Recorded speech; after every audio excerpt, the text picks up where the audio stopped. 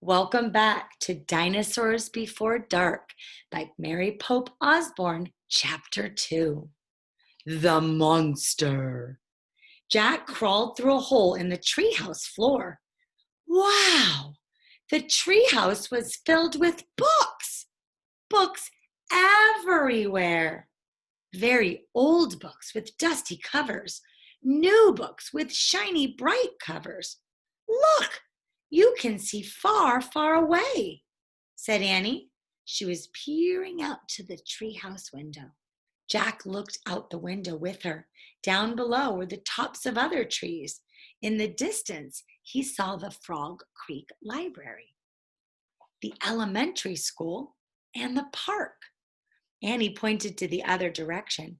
There's our house, she said. Sure enough, there was their white wooden house with a green porch. Next door was their neighbor's black dog, Henry. He looked very tiny. Hi, Henry, shouted Annie. Shh, said Jack. We're not supposed to be up here. He glanced around the treehouse again. I wonder who owns all these books, he said. He noticed bookmarks were sticking out of many of them. I like this one, said Annie. She held up a book with a castle on the cover.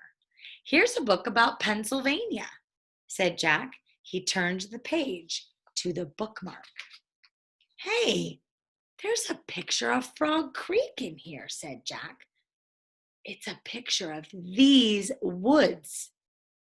Oh, here's a book for you, said Annie. She held up a book about dinosaurs. A blue silk bookmark was sticking out of it. Let me see it, Jack said, down his backpack and grabbed the book from her.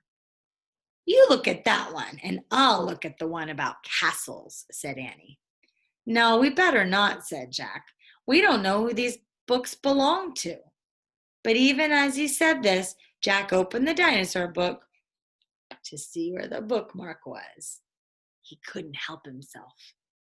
He turned to a picture of an ancient flying reptile, a pterodon. He touched the huge bat-like wings. Wow, whispered Jack. I wish I could see a pterodon for real. Jack studied the picture of the odd-looking creature soaring through the sky. Ah! Screamed Annie. What? Said Jack. A monster! Annie cried. She pointed to the treehouse window. Stop pretending, Annie, said Jack. No, really, said Annie. Jack looked out the window. A giant creature was gliding above the treetops.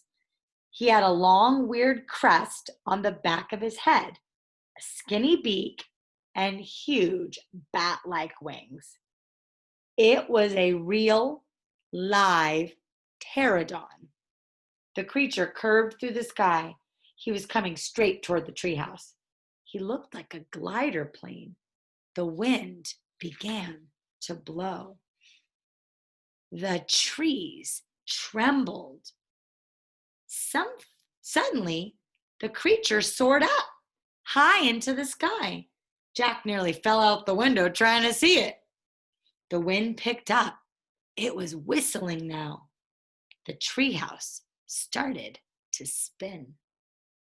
What's happening? Cried Jack. Get down, shouted Annie. She pulled him back from the window. The treehouse was spinning faster and faster. Jack squeezed his eyes shut. He held on to Annie. Then everything was still. Absolutely still. Jack opened his eyes. Suddenly, sunlight slanted through the window. There was Annie, the books, his backpack. The treehouse was still high up in an oak tree. But it wasn't the same oak tree. wonder what happened. How did they end up in a different tree? We'll have to find out in chapter 3.